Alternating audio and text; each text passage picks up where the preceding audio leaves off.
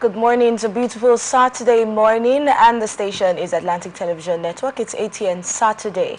And as you may know, Atn Saturday is a syndicated live program of the network that features chit-chats and conversations on special interest topics, news events and stories through correspondence report, experts' opinion and stakeholders' analysis. Actually, the concept of this show is conversations between the anchor and the guests, but we talk about trending issues through an unscripted format, conversation in the studio and virtual means. Good morning again. We'll be here with you all the way till 10 a.m. All right, for today, we'll take a look at certain stories making the rounds in Nigeria. We'll go straight to Kwara State, where we heard reports that a trigger-happy core kills polytechnic students. This is a very sad one, and it's something that should be looked into. We'll take a story from Bayelsa State. Man arrested for circulating his ex's nude video. And on education, Rep supports ban on under-18 SSCE candidates. On insecurity, social media gives bandits breathing space. Okay, this is a statement by the Army. And then on communication, September NIMC linkage deadline stands firm, NIMC. And then on fuel scarcity, NANS declares nationwide protest on September 15. On economy, Tinubu is ready to make tough decisions for progress. I've seen a lot of comments on this particular story online, and Nigerians are wondering what could be. But we'll give you the details of this story when we begin the show. And on education, we'll take a story on NAPS, where it states that NAPS urges JAM to resolve NYC issues. Please stay right here with us as we go on a short break. After that, you find out who our guests are. I am Enidoye Jackson.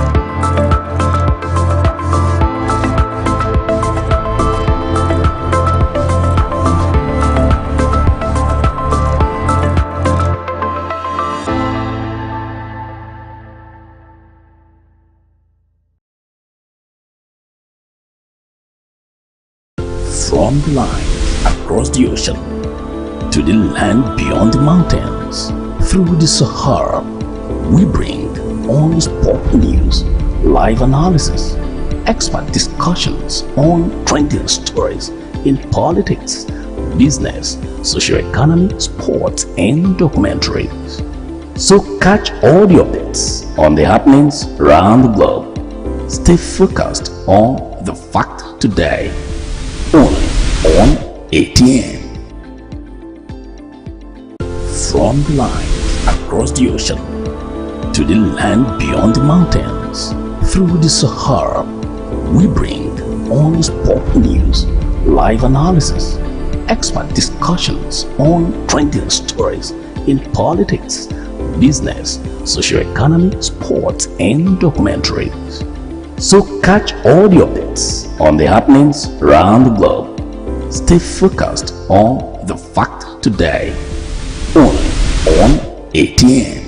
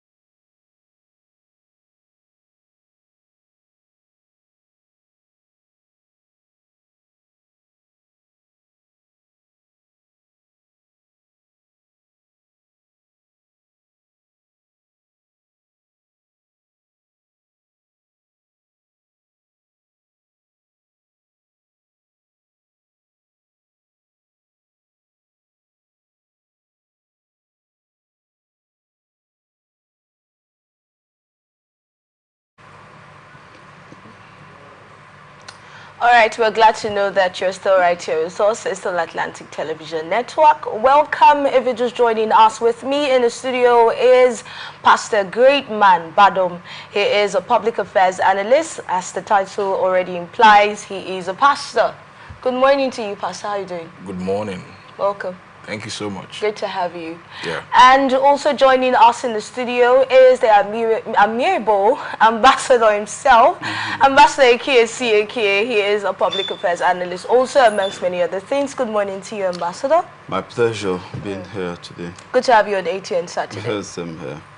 All right, let's go straight to our first story. You know, we're first going to Bayelsa State because we have so much happening in Nigeria today. But let's start with Bayelsa State, and then from there we move straight to the trigger happy policeman we talked about. Well, we have reports that a 24-year-old man, Mr. Godgift Bai, has been arrested by the Bayelsa State Police for circulating a nude video of his ex-girlfriend on social media. The arrest followed an investigation by the Cybercrime Unit, directed by Commissioner of Police CP Aloyanu Francis Edu. The suspect had previously borrowed 30,000 naira from the victim, and after repaying it, allegedly used her nude videos to blackmail her. The police condemned the act and are committed to addressing cyber stalking with ongoing investigations and plan to charge the suspect. What would be your first reaction to this story, Pastor Badom? Wow. Wow. That's my first reaction. Wow. How, you know, first of all, I would say you should watch who you go out with. Okay. Definitely. It's important. You don't just jump out into a relationship with anybody, just anybody. That's the story says his girlfriend. That means they have a relationship. Ex-girlfriend. And then, ex-girlfriend. So they had a relationship, Yes. and somewhere along the line, perhaps they had some sort of friction, and they were not on the same page. And at the end of the day, somebody borrows money from you. You pay back, and then you use the video to blackmail the person. That is crazy. You know, that's happening a lot in the society today. And a lot of people don't really know that they can do something about it, like take it to the police. The police already will tell you they have a lot on their table. But they're handling this case. This is a similar case, and they're handling it. Yeah. Anyway, this is a violation of somebody's image, somebody's public image, to bring up something that happened in private to the public space. So, of course, I condemn that. All right. I condemn Let's hear that. from you, Ambassador Ikie. Well, I think, like my brother rightly said, they had a relationship, and you do not betray the trust and the confidence you once shared with someone because of a particular issue that has necessitated maybe anger. And that where your right ends, that's where the next man's right begins. So no matter how angry you are, you must learn to conduct yourself within the ambit of the law. That's a criminal offense. And it's good when these kind of issues are being addressed and made public, so that we can once again begin to have a sanity. Not because everybody now is a journalist because of the social media privilege. If you can afford data, you can wake up and do what your mind tells you. But when we do not have these avenues, that everybody can become a publisher, a journalist. Before the media house will publish this kind of story, it shall have been, verified and look at the ambit of the law if it's worth doing. So I think it's a caution to all Nigerians, those who believe that the social media is a free opportunity to say whatever you want to say, abuse leaders, abuse people, abuse your friends, your relations. I think it's going to raise a caution. And more so, we must, I would like to also express in this way that anger shall have been the result of all of this. And number two, greed, you know, and ingratitude, because the story said she gave him a soft loan of 30,000, and after repaying, he decided to do this. So maybe he paid that money out of compulsion and felt that it's my girlfriend, how will I pay you back? And ex-girlfriend, actually. Well, that time he collected that money. They are seen as friends. Obviously. Definitely. So whether S or current, friends are friends. So there was something that led to that transaction. And if you borrowed money and you have to pay back, you should not be angry. Of course, paying back debt is usually not a joyful thing. Ambassador, you talked about the social media and the fact that a lot of people feel they can just put anything they like up there. Should we take social media out of the picture? Do you think we'll have more sanity? Yes, I'm not saying that the social media ought to be a very charitable platform, you know, to share ideas, to learn. It's not supposed to be a platform to abuse people, begin to traumatize people, because what my young brother have done is to traumatize that lady, because knowing that your nudity is all over, she can't be comfortable. She can never be a happy person. So using the social media to traumatize your neighbor, insult and abuse people, I think is something that we must address. All right.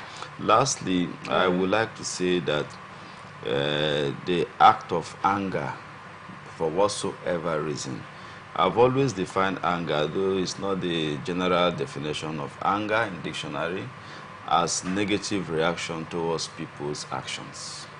Negative reaction towards people's actions. So you see that the reason why you reacted negatively is not because of what you caused.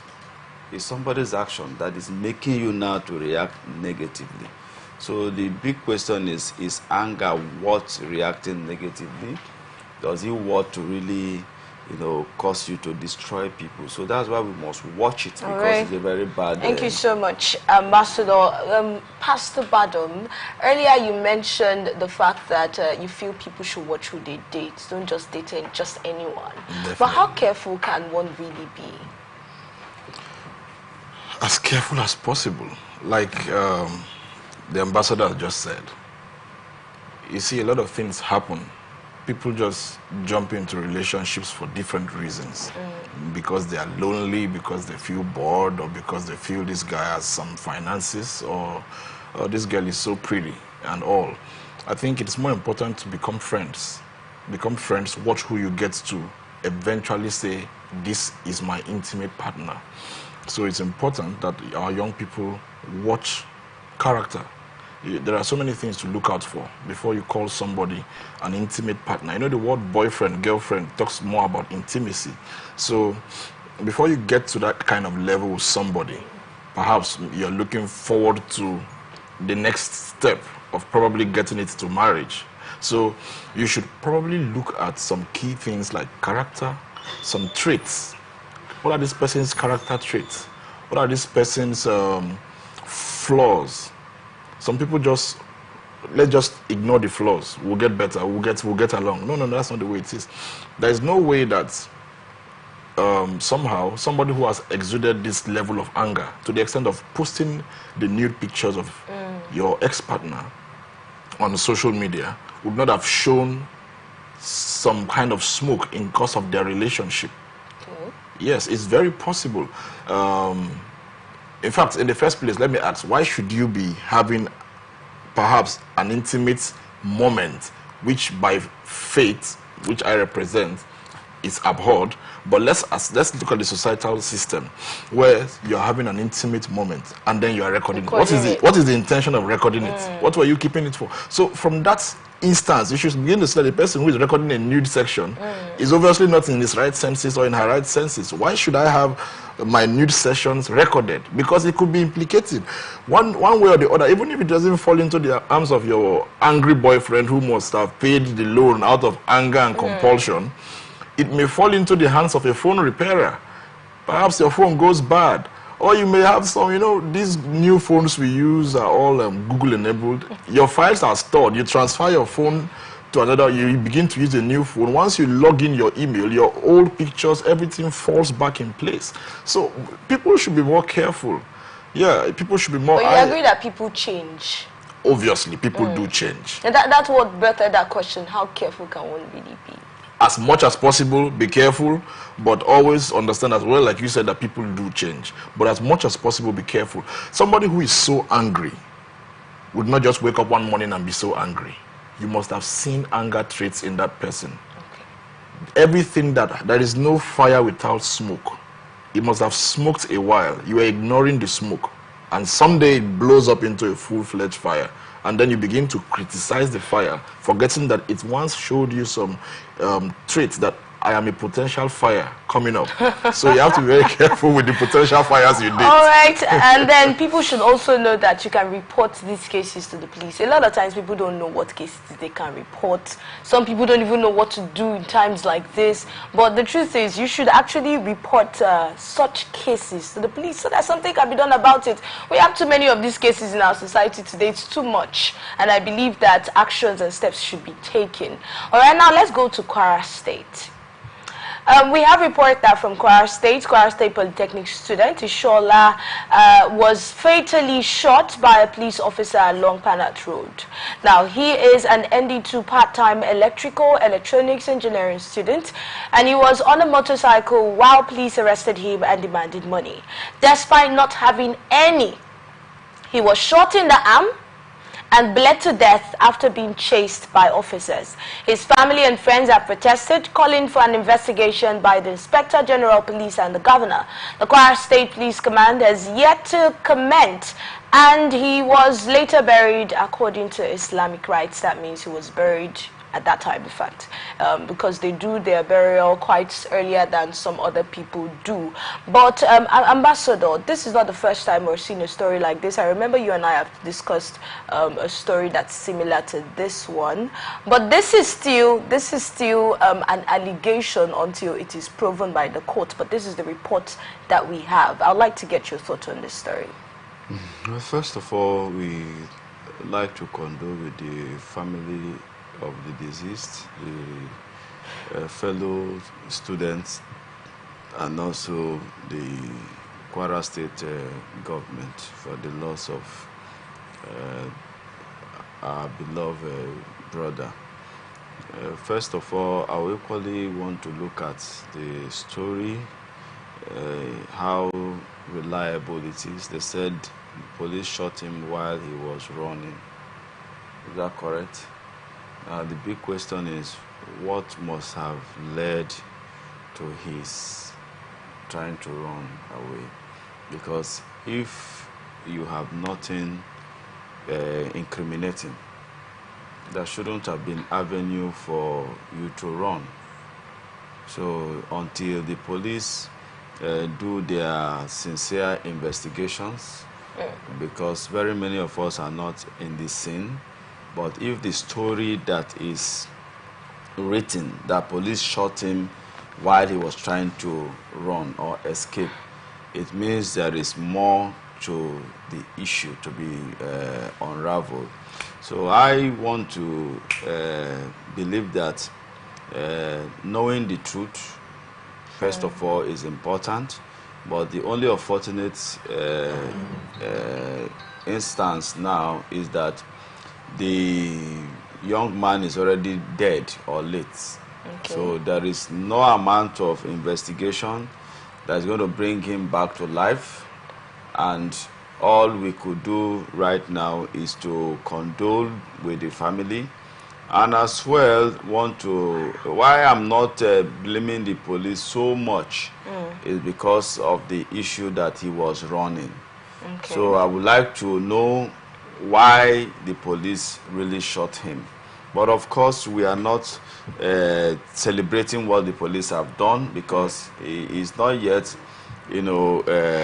condemned by law to warrant such kind of jungle justice. So I feel no matter the suspicion around him, killing him is like a jungle justice, which I think the police may not have acted in a very professional manner, knowing the incriminating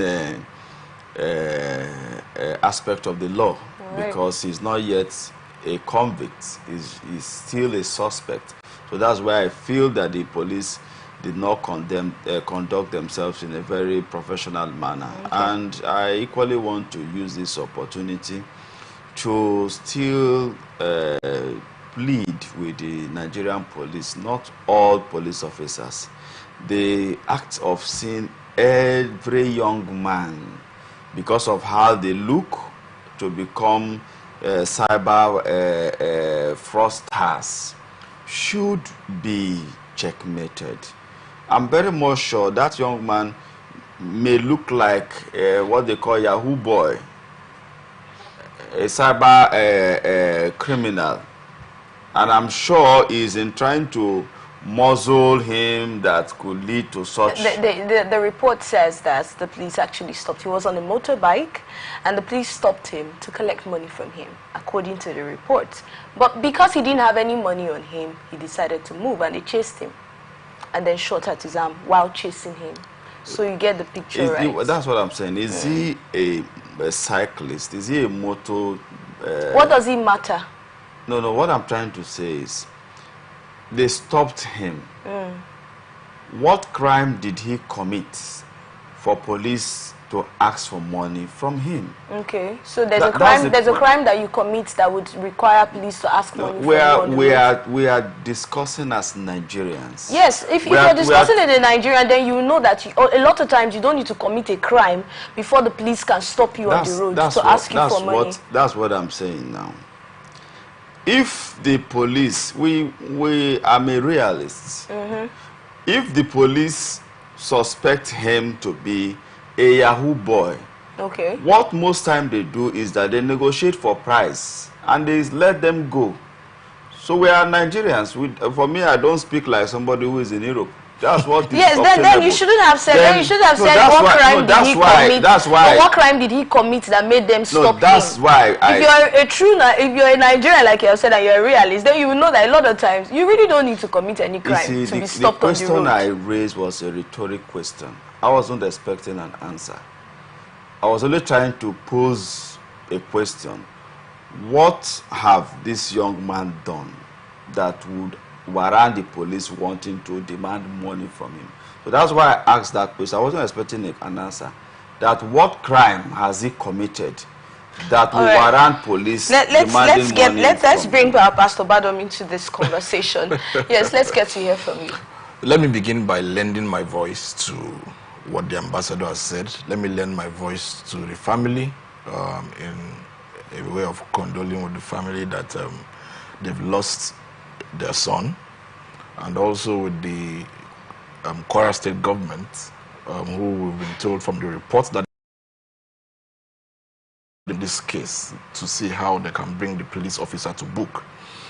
But notwithstanding, I also want to lend my voice to the fact that that police officer must be brought to book. There is no justifiable reason for which you should shoot an unarmed man. There is no reason whatsoever that justifies shooting a man that is not with any form of ammunition. You didn't find him with a gun. You didn't find him with his hand in probably an obscure area, maybe where you can say, okay, perhaps he was trying to pull out a weapon and then I wasn't aware, so I had to shoot as a matter of immediate response or defense. So the police officer is totally wrong. Whether there was a crime or there was no crime, you can't shoot a man that is unarmed. And it's a crazy situation. These are the things that happens almost every day, even unannounced on the news, and it goes away like that, and our police system doesn't do anything about it, obviously. Because since the EndSARS protest, where a lot of young people protested against the violent and harsh reactions from the police department called SARS on young people. I mean, even though I've not been a victim of this thing, I've seen it happen firsthand, right in front of me, where perhaps I decided to take a cab that day, and while I was in the cab, it happened once when I was in Calabar. I took a cab in the evening to go and see a business partner, and then while I was in that cab, the police stopped us on a roadblock, and then we all came down. They told me, "Sir, go back inside." I stepped back inside. Probably I had my dress tucked in, I was looking all professional and all, and they said, "Go back inside." And then there were these boys that they suspected, and obviously their suspicion was correct. They had something with them, all of these drugs with them, and they eventually brought them out and did their negotiations with them, like the ambassador said, and they let them go. But so at the end of the day, you look at this situation. Not every young man that has dreadlocks on is a cybercrime culprit or suspect. No, I could decide to use that as my own means of branding, dress code. So my voice goes out to the police, the Nigerian police force. You have to let your state that the police officer malhandles citizens of a state. It's appalling. Right. So, like Ambassador has said, yes, most of the times these people are wrong, and when they catch them in the crime, they want to negotiate. But this case tells us about a young man who is a year 2 student in the university, probably passing through a police checkpoint, and they stopped him and they said, "Hey bros, how far waiting day for us today?" And bro said, "There was nothing for you today." And they didn't believe him, and then perhaps they shot him. But there may be more to the story, like the ambassador has said. Of course, until somebody investigations are carried out. Yes, investigations have to be carried out to see that somebody who was on the bike, I'm trying to picture it in my mind also, to see that somebody who was on the bike, they asked you for funds, you didn't have funds. Obviously, I'm going to wave you goodbye, say, "Okay, no worry, next time now." I'm trying to understand why there was a running. And then the chase. The chase. And then the shooting. And then the shooting eventually. All right, Ambassador, what do we pin this on? Is it a training problem on the side of the police force? Well, you can train a man, but the man can decide not to use that training. So, because I know that there are some police officers who conduct themselves in a very professional manner, who are also the same batch with their colleagues.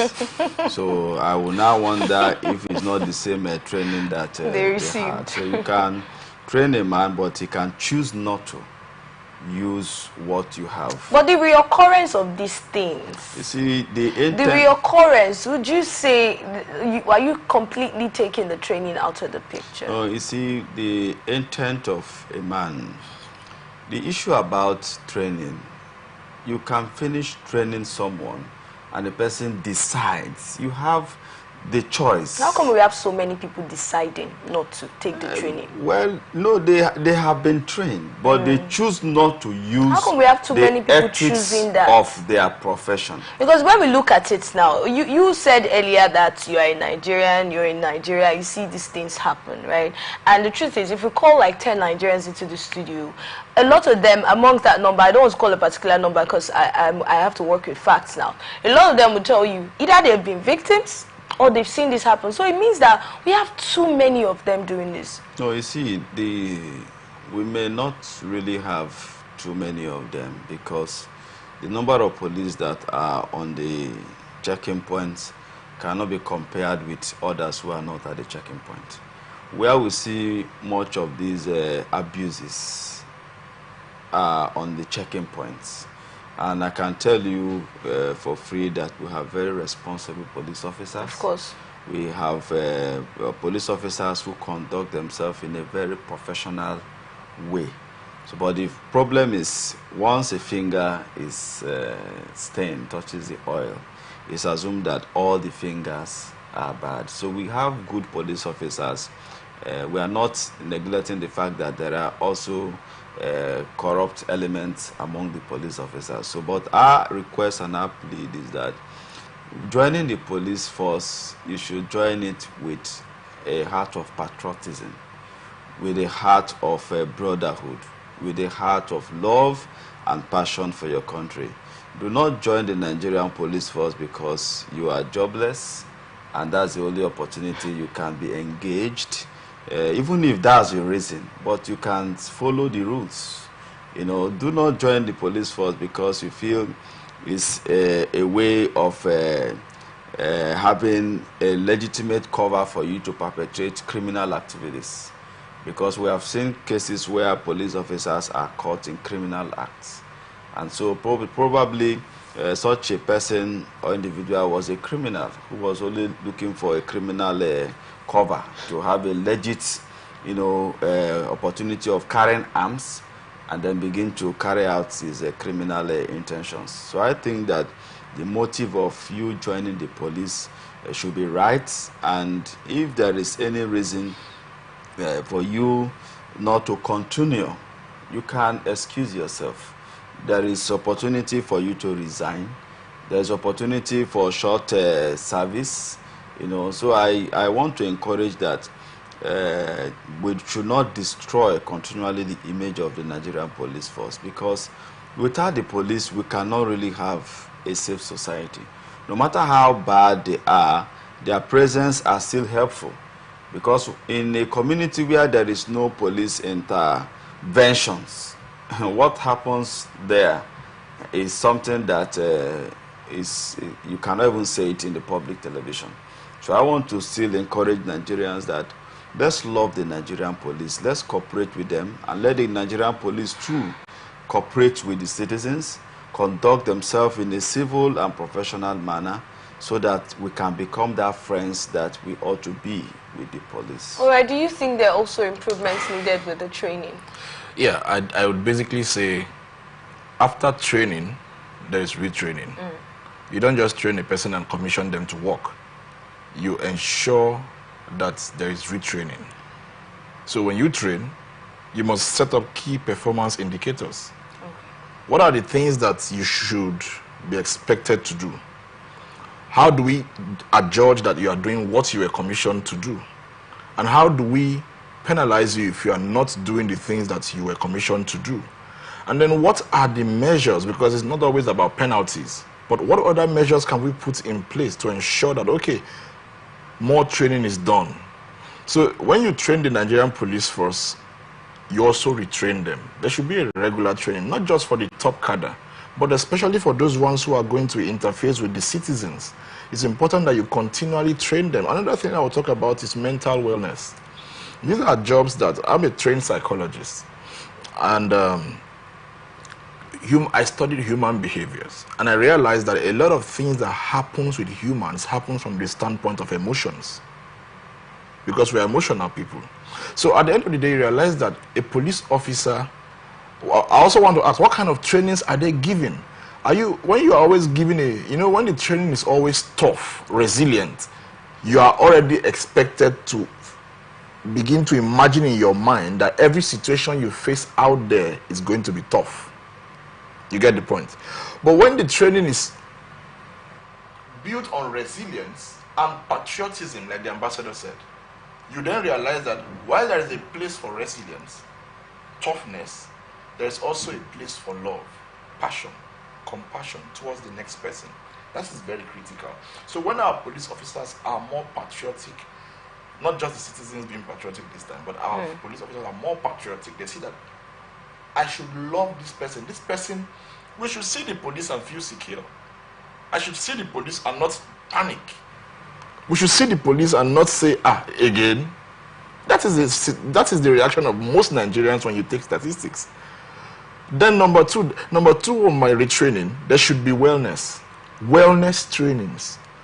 Wellness trainings are important. Because when I mean wellness, I mean mental wellness. Mental wellness is critical. A lot of persons are going out there with a lot of junk in their mind. Somebody who was coming out angry, offended, perhaps goes out there and is trigger happy. It's trigger happy. So we need to look at the wellness of our police officers. Yeah, I pity them a lot of the times. When I drive past, I see them under the hot scorching sun. They are standing there. I pity them most of the times. I pity them. I tell you the truth, sincerely. So when they go through these harsh conditions, though they were trained for the harsh conditions, there should be some level of mental wellness workshop where they are being made to feel some level of love, compassion. It is what you have, you give out. It is what you have, you give out, obviously. Okay, so let's go to education now. Thank you so much. Before you go, okay, yes. You know, last time, there was a time I suggested that at every police unit, there should be a BP apparatus, and that there should be periodic psychological check. Maybe every two weeks or every one week, just to learn the voice on the mental wellness he's talking about. You know, that there is need for that psychiatric check, because it has a lot of helping them, you know, in the wellness aspect he's talking about. And if it's possible to have their paycheck come, you know, one of the reasons why we're fighting for a better Nigeria is to have their paycheck. That's another reason. You know, when you hear about the police force, you begin to wonder. They say some of them even sold their uniforms and all of those funny things. How can I be sewing my uniform and be defending the nation? I can't be happy on the road. Smiling at everybody. I think it's at the point of, not at the point of entrance. You know, if as you continue, your uniform needs to change. If you tear your uniform or you have gone to increase in your size, have to come up with I think there is nothing wrong for you to take permission. Now, how sure are you with the statement you just made? I'm very much, I'm police friendly now. All right, so you're very sure that when we talk about them sewing their uniform, it's not a case of no, it's not beginning. At the entrance. Okay. It's along the line. If you do not wash your uniform very well, you didn't use it well, and then it gets bad on time, you don't expect the Nigerian police force to, or you have increased in your size, you don't be saying, are you a child? There's nothing. Ambassador, this topic we're discussing is something that can get a lot of people very emotional. Exactly. Because when you talk, for them to talk about it, it means there's a problem. Do you understand? Well, yeah, so we cannot completely rule it out and say, are you a child? There are some who sew it joyfully, because there are some who have up to 5 because they love to look neat. How much are they being paid? Because if you have the money to sew your uniform, there is no how you come out to complain that the government are not... The question is, how much is this uniform? You see, it's a matter of interest. That's your working tool. So if you are earning something, I'm not saying that I advocate for their welfare to be improved, but when it has to do with some little things you need to help yourself, or maybe recharge card to make communication, you say, I don't have credit. But when it is to call do you think that is the case with the Nigerian police force? I'm only trying to say that we should not look at the police officers as orphans. They are not orphans. These are people... Orphans of the state? Yeah, their own case, some of them, their own case are even better than some Nigerians who don't have job. So I think they are not orphans, and I advocate and encourage that their welfare should be improved upon. But when it has to do with like the uniform, it's not that too expensive. I know some of them too, that those who they attach them to equally give them money to sew uniform. So sometimes when somebody helps, so if it's not a problem, why do you think they're giving them the money to sew the uniform? You see, when you are working with me and I want you to look good, the fact that I gave you resources so that you can look good does not mean that you are helpless. You pointed out interest. You said the thing is with interest. Do you think these policemen are not interested? While I want to align with the ambassador, I quite differ from his utterances or his point of view. If you are a representative of the state, then you should be the responsibility of the state. the politicians who have wardrobe allowances, do they sew their uniforms to come to the House of Reps and the Senate House, or does the presidency sew his uniform their to wear salaries? every day? Can their salaries handle their wardrobes? Why do we give them wardrobe allowance if it's not important? Exactly. If the police is a representative of the state, they should be your utmost responsibility. Definitely. When we did NYSC, they gave us 2 uniforms. When we did NYSC, they gave us 2 this, 2 sets of this, 2 sets of that, and all, and then they give you the khaki, which is one of it. Now, when you see a police officer, he's a direct representative of the state, in fact, of Mr. President. In that place, it therefore means that the state should take responsibility for their well-being, their wellness, and everything that has to do with them. They should bother. While I agree that there's some level of personal interest, of course, you should look good. You should want to look. Some of us, when they gave us our khaki in camp, it was bogus. We went to slim fit it, to put it in order. That is not the problem. When it has issue, you are able to adjust provide another one for exactly. yourself. So you're able to adjust. So you are not treated as an orphan because you are a corps member. No. The fact that you are a police officer does not make you an orphan to Nigeria. So Nigeria will not provide everything for you. If they provide the ones they have provided, the ones you can help yourself. There are some who does this gladly because they love to look good. They are not complaining about it. But there are some who does it because they were reckless, tear their uniform, they didn't use it. Ambassador, you can't really bring that into the picture. But I said there are some who are nice. There are some you won't take out the fact. Yes, some are reckless. Obviously, even with their vehicles. It's a reckless. Even with their vehicles, it's a reckless job. It's a rough job, not a reckless job. It's a rough job. It's individual. It's not a reckless job, but it's a rough job. You see, it's not like my job. It's where I come here and sit down. Do you understand? It's individual difference. It's individual difference. Of course, we don't want to talk about most of the things that happens on the road, because the money that some of them generate on the road cannot be compared with the amount they will use in buying uniform.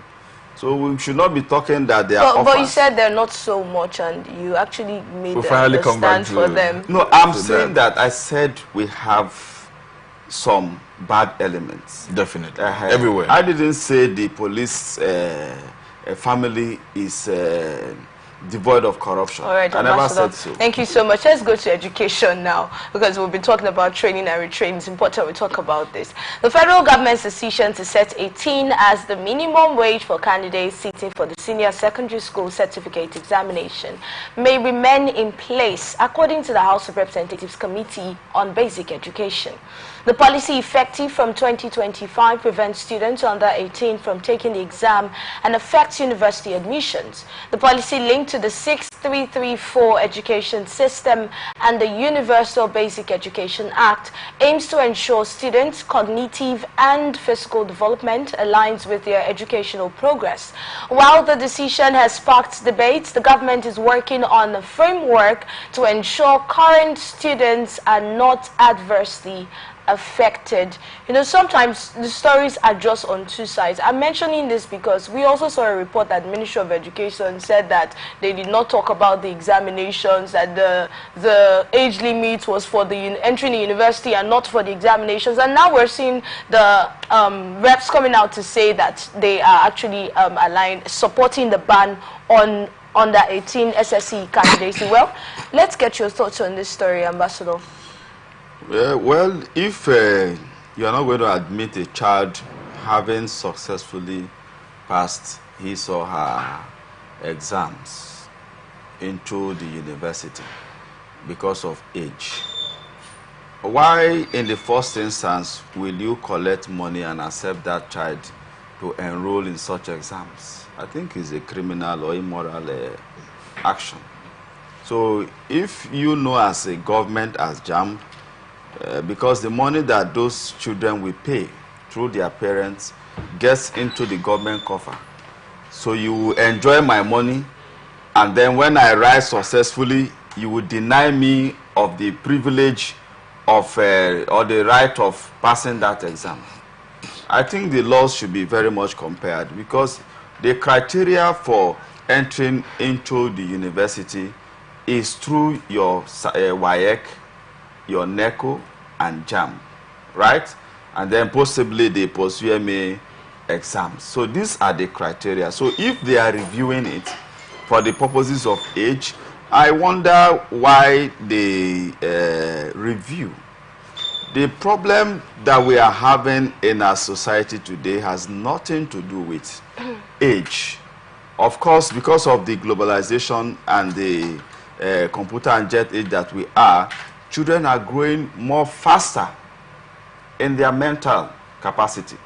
So for you to begin to view a child of a 14 years child as if he's 14 right now, you'll be making a very big mistake, because their mental understanding and capacity is growing more than before. So I do not know the kind of leaders that have initiated that kind of bill, because if you go to developed countries right now and developing countries, a little child of 6-7 years old, what that child will do with the computer, it will look as if some people with the age of 20 in Africa, in Nigeria, cannot. That's because of the quality education that they have. So quality education has nothing to do with age. You're saying we don't have quality education here? No, you see, that's just the representation that our children are dummies.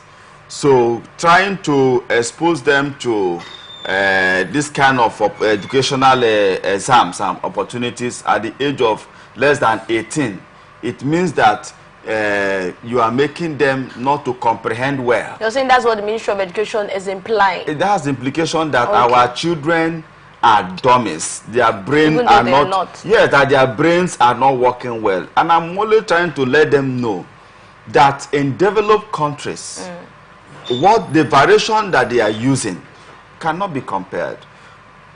Children, you have seen cases in other countries, 21, they are already graduate, right? Some even have masters. So the issue of making children look like puppet and dummies is not welcome. I know they also want to look at the issue of because 18 is usually when adults to start in Nigeria. When you are 18, that's when you can vote, right? And be voted for. So it's assumed that it's until you get to 18, that's when you are qualified to go to university, because university is meant for adults from 18 years. And I want to think that even if you are 20 years old, a child that is brilliant and intelligent of 14 years may still beat you. All right. So I think it's not a very good policy, but I do not understand the premise where they are coming from. Now, let me tell you the premise where they're coming from, because they stated that a particular university in Nigeria that got the reports that got to them admitted a 10-year-old, an 11-year-old actually frowned out. You see, when you use a very minute reason to generalize a convenient and more better standard, I think it's mediocrity. If a particular institution did that, there is need for investigation, right? There is need for caution. Caution the victim. Do not rob Peter to pay Paul. The fact that this was their example, very minute, and then you now want to generalize it and now pass a law, I think it's just that sometimes we make law for the now and we don't make law for the future, because I know certainly after a period of time those laws will be reviewed again. But then we should also know, while we talk about this, that this is not new. This is something that has been, this is a law that has been there. He only stated that now he wants to implement it. But let's get your thoughts, Pastor Pato. When you come to education, you come to my core, because that is where I've been for about a decade now. There is no justification for this policy. I'm trying to fathom what you were saying, that somebody got admitted into the university at the age of 10 or 12 or 11. I'm trying to look at the 6334 formation for the and education. how that was possible. Exactly, I'm trying to look at the possibility of that. Now, so a child does 6 years of primary school and 6 years of secondary school. 3 years junior secondary, 3 years senior secondary. So at the end of the day, we have 12 years in that process. You see? So I'm looking at the possibility of an 11-10 being admitted. You know, some schools Now, they skip classes. now that is now, if that happened, these are exceptional cases. And when this has happened, you have to now, what is the work of the NUC? You have NUC is a regulatory commission that is put in charge of the universities. So what do you have to do now? You call that university and, in fact, interview these students. This person who was admitted, does the person have the mental capacity for the new elevation? If the person shows the mental capacity, that should be a welcome development. It should be clapped and not scolded. Because we have a child. Let me use parenting for example. You have a newborn baby. Maybe newborn babies begin to crawl and start to walk around the age of 8 months. Then yours begin to walk from 6 months, or is making attempts to walk from 6 months. Do you begin to flog the child? It's like you're walking too fast. You have to stop walking now because this is the time you should walk. It is appalling. I mean, since the inception of this government, while I don't want to just criticize them like that, but since the inception of this government, we have been seeing very funny policies being amplified, like the change of the national anthem and the restriction of admission into university to the age of 18. Meanwhile, in other advanced countries, people are even waiting to get young, let them go into the system. Where I was even thinking they will be making amends is the NYSC. Instead, they're making amends to the university admission age. It is really appalling that we have a system that wants to amplify something like this. Like the ambassador said, I've always been of the opinion that one of the biggest problems of Nigeria are the wrong policies and the wrong laws. Very wrong. People just wake up and make decisions the way they like, without any consideration of the future. I think there was no consideration. There was no consideration for this policy to be made, because when you look at, we are in a technologically advanced world where everything is advancing. Globalization is taking very fast effect. And while this is going on, we should be embracing change. Instead, you are trying to take us back to the medieval eras. You are trying to take us back. Why is it that everything is taking us back in the country? One of the women ministers actually backed this policy when she said that there are a lot of issues that go on in the university, lots of challenges, some of these vices that these kids are exposed to early, and that's our reason for backing this policy. So with that in mind, you don't see anything wrong with a 10-year-old getting to the university? Like the ambassador said, you don't rob Peter to pay Paul. You don't rob Peter to pay Paul. If there are systems, whether you allow them go into the university now or 2 years later, they will still, I don't know if you get my point, they will still meet vices in the university system.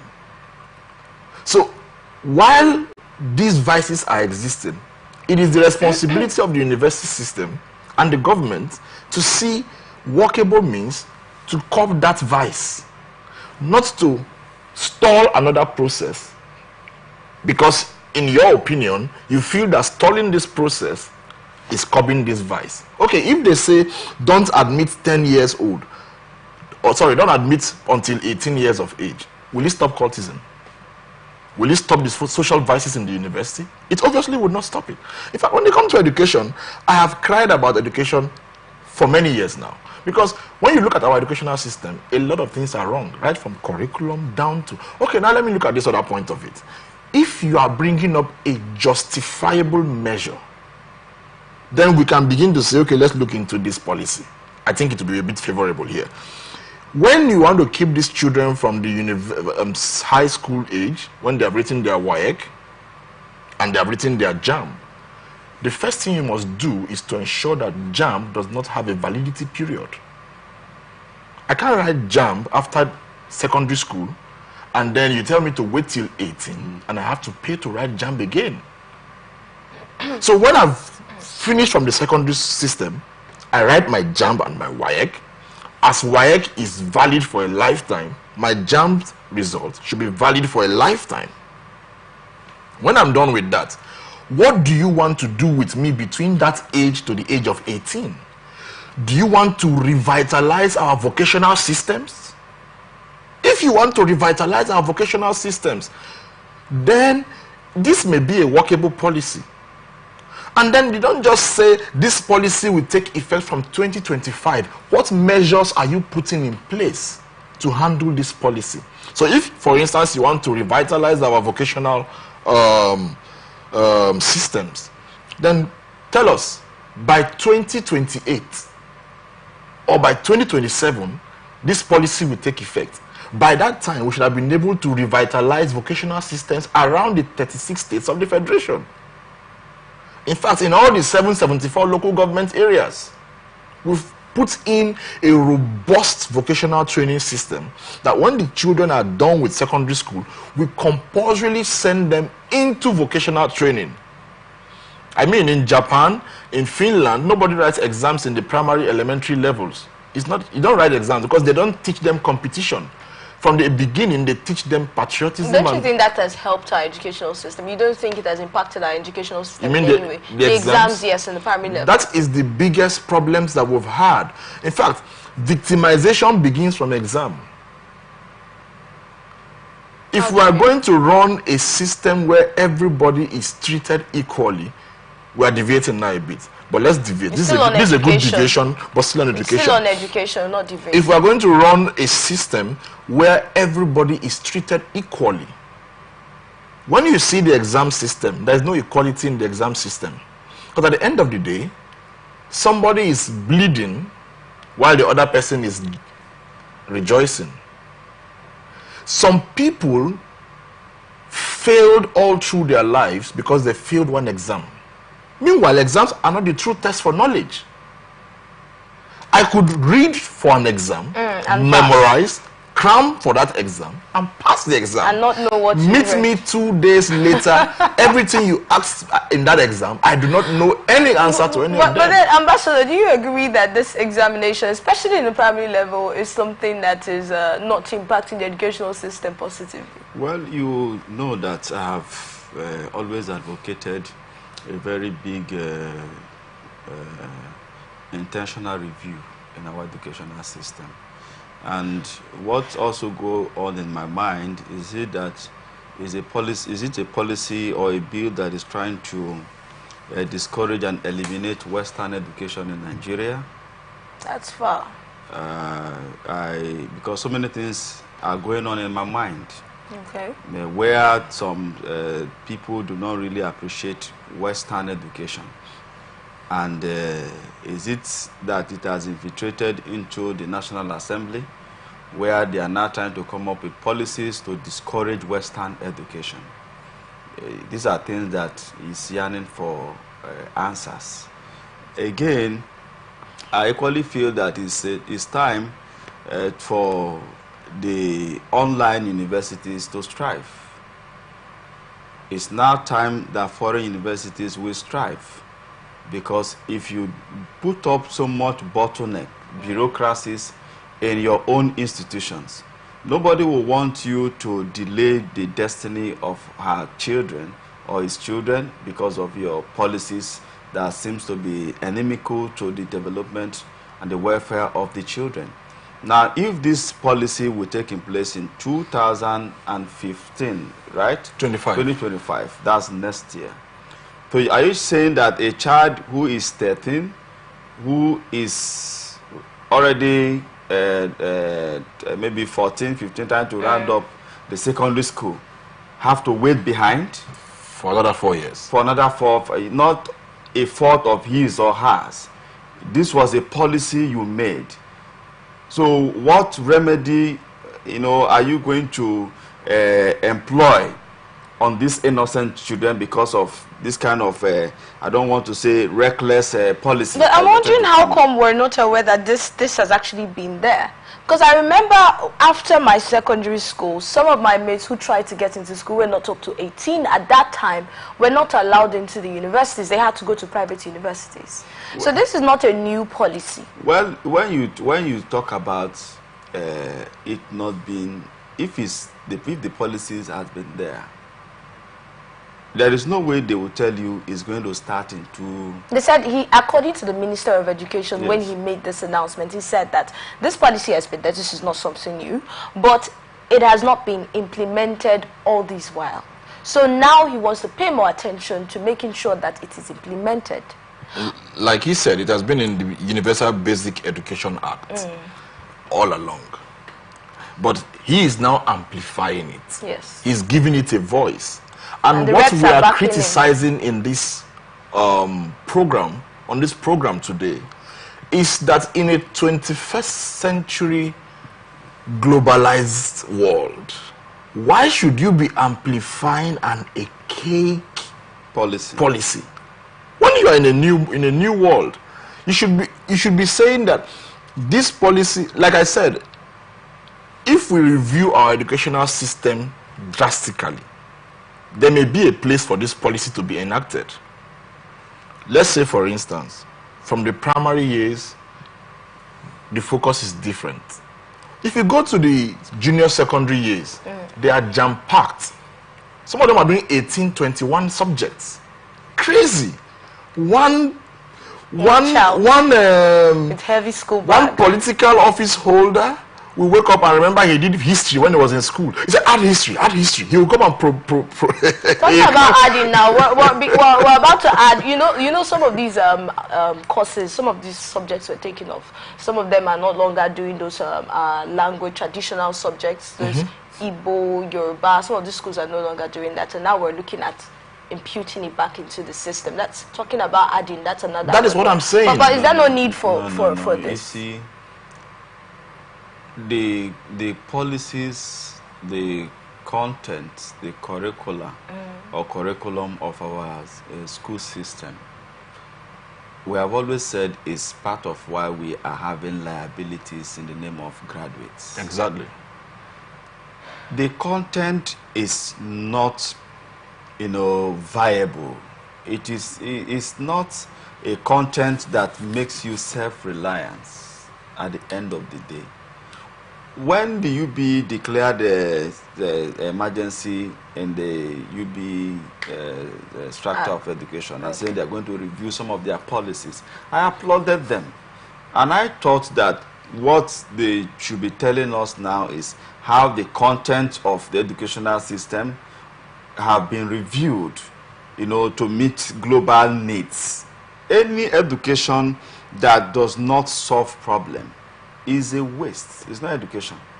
Any education that is not needed in the labor markets, in the global world, is a waste.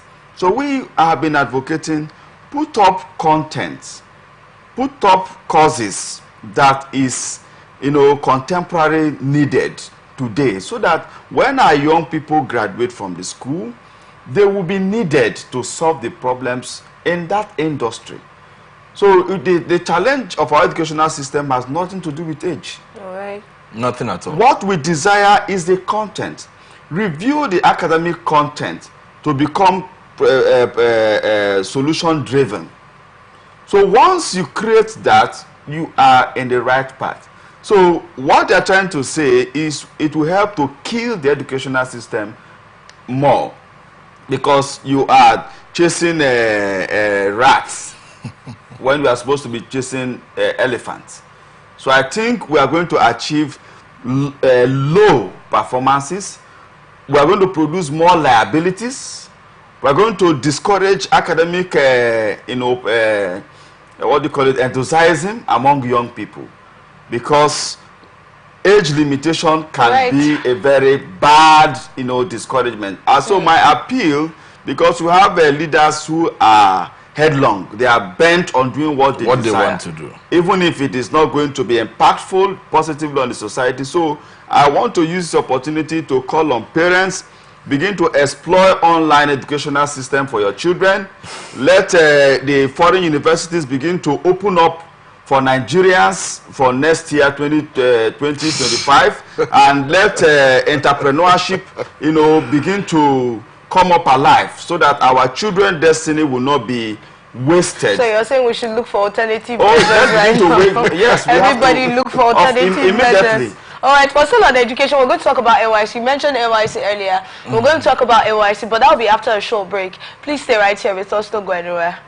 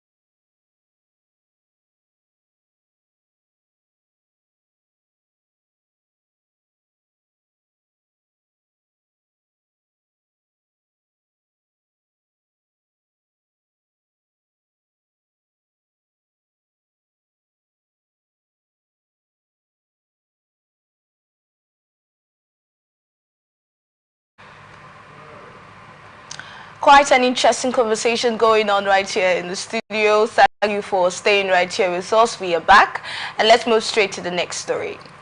This is on the NYC now. The National Association of Polytechnic Students, NAPS, has requested JAM's assistance to address issues preventing HND graduates from participating in the NYC. NAPS President Ridwan Opeyemi, who met with JAM Registrar Professor Oloyede, expressed concerns about delays in mobilizing HND graduates. Oloyede explained that JAM does not handle HND admissions and lacks the relevant data. He advised NAPS to consult the National Board for Technical Education for further guidance. There's so much the HND graduates face. Aside JAM, we've heard so many, besides NYC rather, we've had so many complaints from the HND. In fact, I saw a post the other day of someone saying certain things about the HND graduate. But let's get your thoughts on this story. First of all, why the relegation of HND graduates to the background? Why? The educational system created the HND stream, while we also have the BSc stream. And I think sometime along the line of policy making, we reached out a policy that HND graduates are on the same level with BSc graduates. And of course, if JAM says they do not know about the admission of HND graduates, are we not supposed to be laughing? Why? At the country we are in. How can JAM, the Joint Admission Board, in charge of admissions in the country, be excluded from the admission process for HND? It looks funny, it sounds funny, because they should take responsibility for all of these things. And as a matter of fact, why should you delay the mobilization of HND graduates? It's just that when you talk about education, it's a very huge cry, because originally HND graduates should be experiential graduates. Originally, they should be graduates who have gone through technical knowledge. But even as it stands now, at the end of the day, HND is even becoming worse than BSc. In what aspect? Because at the end of the day, BSc used to even be seen as theoretical and HND as practical. There is not practical in HND anymore. It's funny, I'm telling you, fact. I have some students who graduated from, I don't want to call the name of any polytechnic, but I have some persons who graduated. And one of them graduated as a chemical engineer. And I was wondering, what's chemical engineer? What do you know about chemicals? How many chemicals have you seen? How many did you mix? What did you do? What were your solutions created as an engineer? Because engineering is more of a field of solution creation. So HND is even going down from the expectations. The university system is even a far cry, because there are almost no practicals. Everything happens on the board. I remember one time in one university, I don't want to call these names. You got to the lecture room, and the lecturer drew an image on the board and told the students, imagine it with your engineering mind, that this thing is moving. How do you imagine it with your engineering mind? Meanwhile, I saw a video on the internet some days ago about some young children in a chemistry lab mixing chemicals, and they saw the real-time effect of the chemical they were mixing and how it flared and all, and they jumped and they were all excited. Then content creators will not kill us. They now put versus Nigeria. They now put a man who was standing in front of a board. He drew the chemical, and with his engineering mind, perhaps. So our students are made to work with their engineering minds. So at the end of the day, I would say it is a no-no. It is a no-no. Mobilize them for NYC. They need to go for NYC. Right, practically, in fact, if you ask me questions about NYC, you will not like my response. I feel so. It's the mode of admission to the polytechnics. Sometimes you don't require JAM most times to go into the polytechnics. So I want to agree with him that there is intentional policy that hinders the relationship between JAMB and the Polytechnic at the beginning, unknown to those policy makers, you know, and I feel that, like he referred them back, you know, there is need to review those policies so that if going into the polytechnics requires JAMB, that's where they will have business. But right now, it seems to be defeated. The intent of forming the polytechnics is for us to have vocational graduates, people who have the technical know-how Exactly. to solve our technical problems and issues. But it's unfortunate that they are also reverting back to the university ways of doing things theoretical. And you wonder why those kind of desires now. If you really do not want to be part of the polytechnics, you shouldn't have even gone there for the first instance. And it also brings me to the point of encouraging our young people not to be all commerce driven. We should not be certificate driven. If you have the prerequisite knowledge of what you are trained for, I can tell you, even those who went to NYS, even if they go 10 times, they will depend on you and rely on you. So going to NYSC is not a certificate for a good life. Going to NYSC is not a criteria for money making. I have advocated recently again that money, the subject money, should be taught in our university system, should be taught in our polytechnic. In fact, it should be part of one of the major subjects.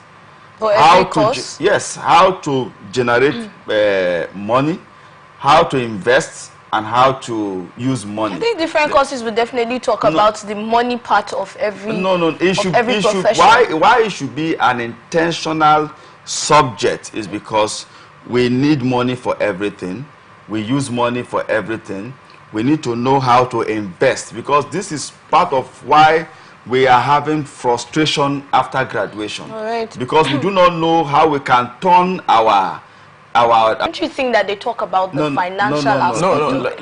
We're talking about financial education. Yeah, let me jump in on that. All right, you know, when we were talking earlier about, when we began the whole education story, I talked about an advocacy for a system that is more robust, where every stage of a child's educational journey has a focus. The Jewish man already begins to teach his child financial intelligence from childhood, infancy. From that childhood, he begins to teach him that you don't eat all you get. You save some of it. You save some of it. Now, from the primary school system, I am of the opinion that we can focus our curriculum on communication skills, a bit of financial intelligence, and the general maths and English. Don't you think English has communication skills in it? That's part of it. So the general maths and English that we do, then a bit of more communication skills, then civic education for patriotism. So that they can start growing as patriotic citizens from that infant stage. Communication skills, teach them their local languages. Let them know how to speak the local language from the early stage. Then they grow with that. Teach them foreign languages. That's the age they imbibe everything you bring. Teach them foreign languages so that they can compete and interact with global citizens across the globe, wherever they find themselves. Then you grow to the secondary stage. Let it be a full-blown financial intelligence stage. At least intermediate, where they begin to learn about investing from that age. Then you add the other regular career subjects that we have. Then you move into the university.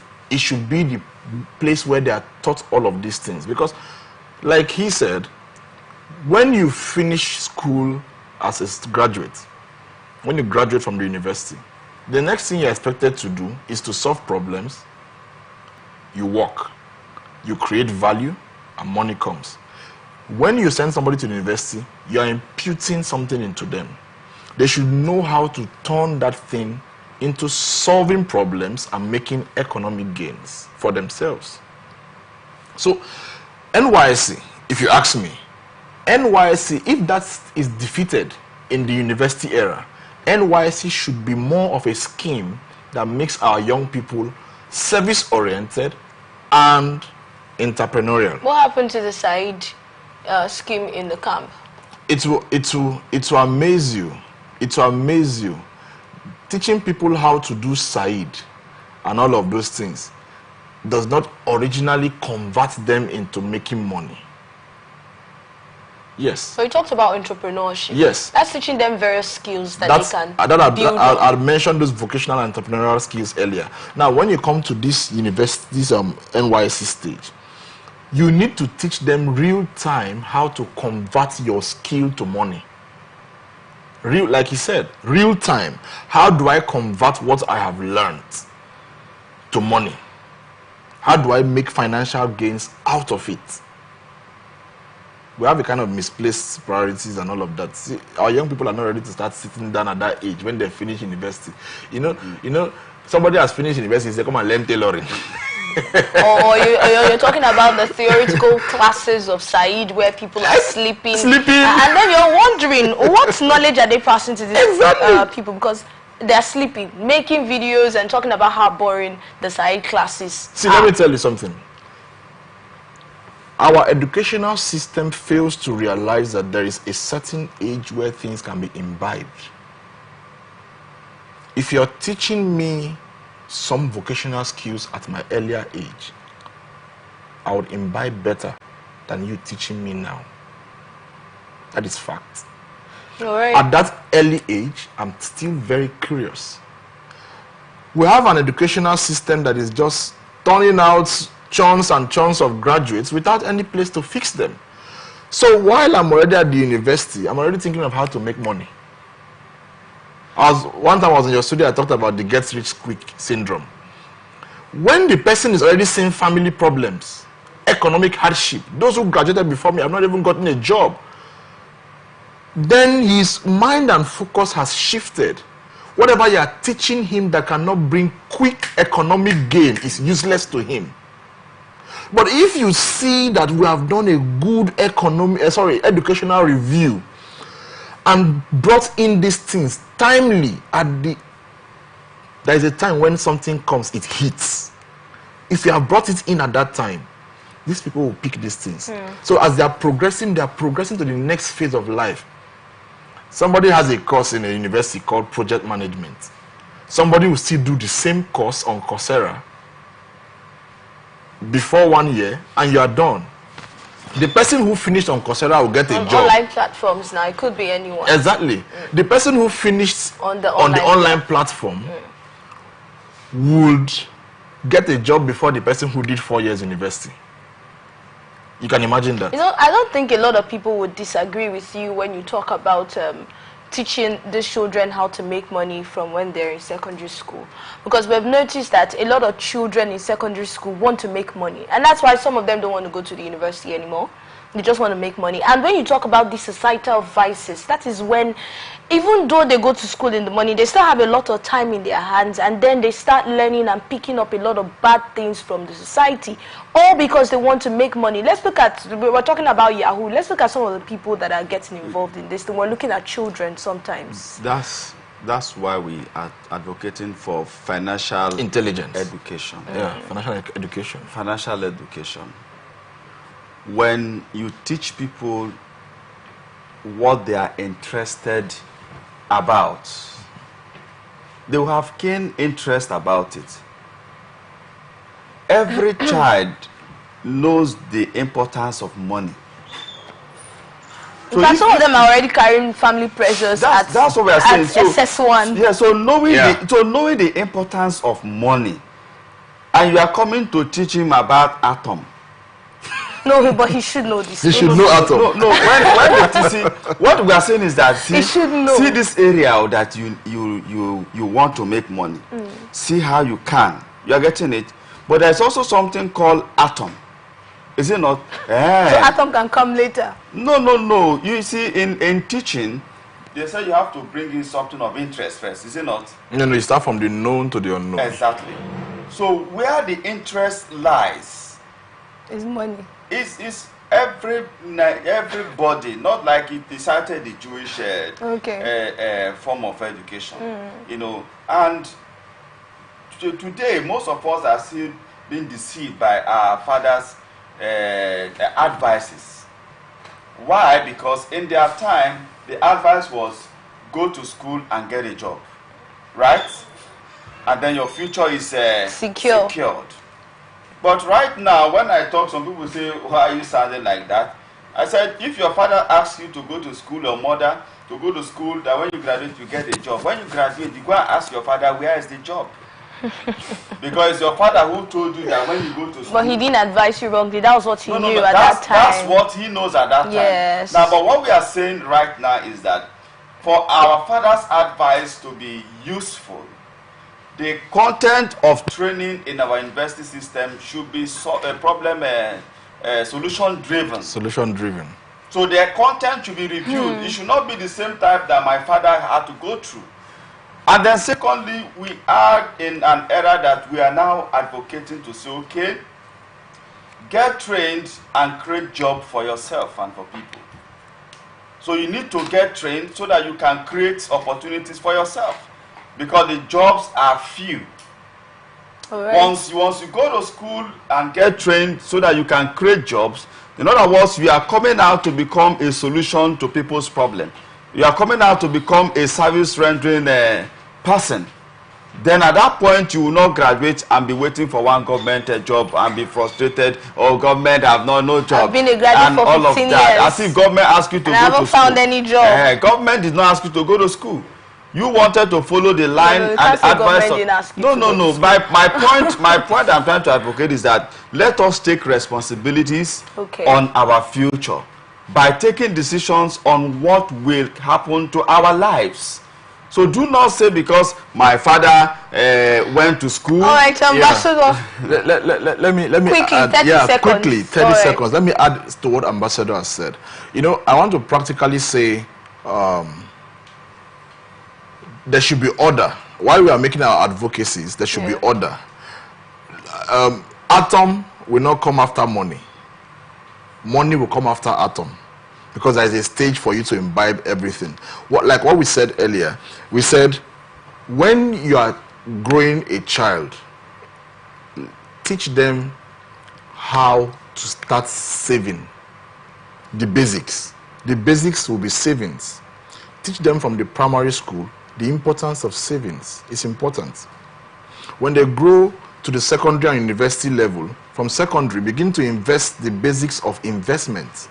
And of course, in the university system, make it a full-blown investment. They should have some sort of investment training and entrepreneurial training. Financial education. Yes, financial education can now be cumulated into this. Right. I know I have a friend that does one of this. She has a book on money matters for children. Money matters for children. I think she's one of the persons that we should also engage to discuss things like this, to say what kind of information there, because for every level, you know, maths is maths from primary school to university, but at every level in the child's training period, there is a level of maths they are being introduced to. You agree with me? So financial education is financial education. Correct. But at every level, there's a level of financial education they should be exposed to. That's what we are advocating. Let's go to NIMC now.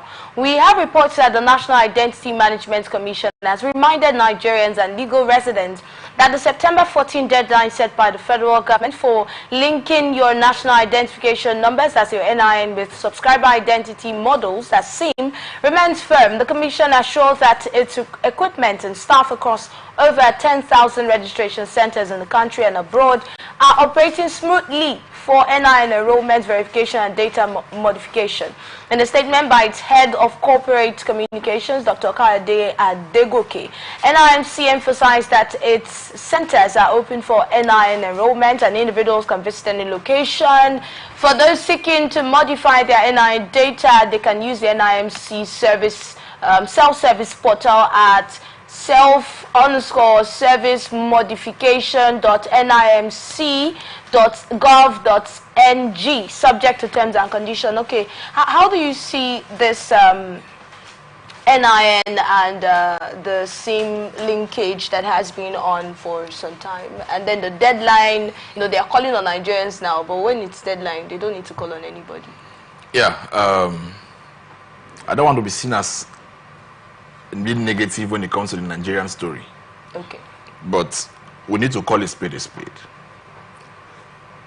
Personally, I ask myself, why do we have so many verification platforms for Nigerians? Why? We have NIN, you have voters card, you have, some of us have international passports, you have several cards to show that you're a citizen of one country. How? Now, we did SIM registration. We went up to this point. Most of us who have done SIM registration before, we are getting messages that our SIM will be blocked if we don't go back to do this. So you begin to ask yourself, I always ask myself, what kind of country always has the precious desire in making her citizens suffer? Look at what the NIN people are saying. They say, the NINMC, right? They said 10,000 outlets across the nation. Look at the first statistics. We have 774 local governments. 10,000 staff across different outlets. Oh, not 10,000 outlets. Yes. 10,000 staff. We have 774 local governments in Nigeria. How many outlets are in each of the LGAs? Not states now, LGAs. When you want to go by that statistics, you now ask yourself, how many staff are in each of these centers? How evenly distributed are these 10,000 staffs across the 774 local government areas? All right. Then you begin to, because I have gone to do my NIN, and I can practically tell you on this station right now, on this show, that I don't have NIN because of the whole modification process. I did it for the first time in 2020, or was it 2021, 22. I did my NIN. I didn't get it done. They said, oh, it was a BVN generated NIN and all of that. We went through that process again. I went again. As I'm talking to you, I've been to the NIN headquarters in Port Harcourt here. I've gone there about 5 good times. I've not gotten any result. Then we can have these things in designated local government secretariats. Anyway, the local government secretariats are under lock and key now because of the political gladiators and all their personal issues. Ambassador. Well, I think Nigeria is a country where if you are placed in position and you are not generating revenue, it looks as if you are not performing. So once you are given a political responsibility, for you to be one of the performing appointees or parastatals, you must be revenue generating. Yeah, generating. So I think that's why, don't be angry, my brother. That's the country that we are into. So that's how you see this. The NIM, of course, it's not free. It's revenue generating, and then so it's not bad. Now economy is bad. We need money at all costs. Who needs money now? The federal government needs money at all costs. So I would like to encourage, of course, they also have some agents who are into this NIM businesses. And it's not free. That's what we are saying. Heavily paid for. Yeah, exactly. So, of course, people are being frustrated most of the times. Like when the protest was going to take place, I have 2 people that we are trying to get a visa for the international passport rather, and they needed their name, only for me to be asked to come with them the next day. And then if I had someone inside whom I called, they say, oh, we got a directive not to shut down the office because of the protest threats. And whereas people were just got applied for, the first time they said there was error in the process. Okay. I have to make another arrangement. They said if we do this, do that, they can expedite the process. I said, okay, fine. And then only for me to hear that one is available, and then the other one needs to come back and take a recapture again. Can imagine. So you ask, what the capturing that was done before, what happened? Was it fake, or was it just a flash of camera? You know, so we have a system that, since insincerity is very, very the order of the day. So I feel that if Nigeria must be better, it's not to blame the president many times. When I talk, some people say maybe we ourselves who are managing most of these agencies and parastatals, do you need the president to come and compel you to do what is right? So let us be patriotic. Let us understand that anything we are doing, let us do it for the love of our people. All right. Thank you so much, Ambassador. Let's take our last story before we wrap things up. We have reports that the National Association of Nigerian Students, NANS, led by Senate President Henry Okomo, has threatened to organize nationwide protests on September 15 if the government does not reverse the recent increase in fuel prices. Okomo has emphasized that the hike has worsened hardship for Nigerians, particularly students. Despite claims from factional leader Babatunde Akinteye denying the protest plans and calling for investigations into misinformation, Okomo insisted that NANS remains united and will proceed with the protest if their demands are not met. The group aims to address not only fuel prices but also broader issues affecting the country. Now, I don't know if you heard about the time when NANS said, oh, the protest is, we had reports that they said, oh, investigations should be carried out. We never said we're going to protest, but now they're saying we'll continue with the protest against the fuel price. So many things happen. I know that we don't have all student union leaders that are corrupt. We also have corrupt ones. Sometimes maybe the personal promises that the government made to some of the leaders, sometimes if they are not kept, it can awaken provocations. And I also want to believe that there is sincerity in what the NANS leadership is saying, not maybe to raise a kind of tension for political attention, to get personal gains. So if the intentions are very positive and sincere, I think it's not bad. But one thing I enjoy in this government is not threatened by protest. I want to encourage the NANS president and the leadership to also explore other avenues of advocacies, other avenues of advocacy visits, and see how they can dialogue with the federal government and trust that there will be no balkanization of the NANS as a result of this kind of threat. And I want to believe that the Minister for Education and those relevant authority should see how they can convoke a dialogue discussion with NANS, because right now we do not need activities that will affect the day-to-day activities of the common Nigerians, because the economic hardship is already biting. So anything that will affect the processes of their livelihood, I think, should be avoided. So the issue of fuel hike and price, I have stated here that the day I will be joyful is when the Dangote production of PMS, the NNPC now and the independent marketers are reducing the price. If there is no price reduction as a result of Dangote PMS, I don't think that is let's hear from you. Yeah, in a minute. Yeah, let's look at this.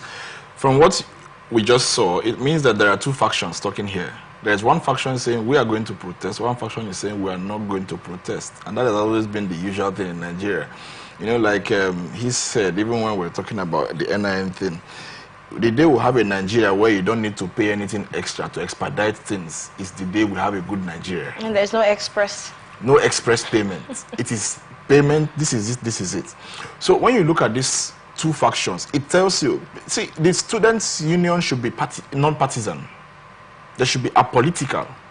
But what we find today is we find student union leaders who are going around with politicians, licking their boss because they want what they can gain. They want to get some kind of gains from them. Oh, they're going to give me this or give me that, or they promise to give us a student union boss or put me on the salary or this or that, or they promise to do all of kind of. So student union leaders should be apolitical.